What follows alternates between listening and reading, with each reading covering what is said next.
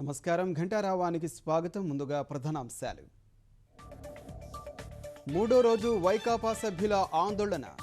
శాసనసభ సమావేశాలు నిరవధిక వాయిదా.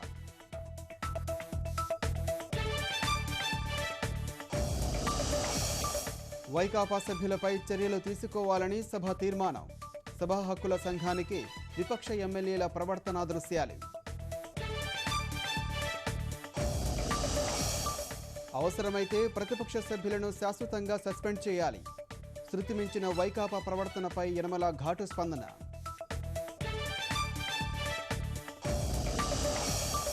ఎంత ఎదిగినా మాతృభాషను మరిచిపోవద్దు. ఆంగ్లం అవసరమై తప్ప ఆత్మీయత కాదన్న వెంకయ్య.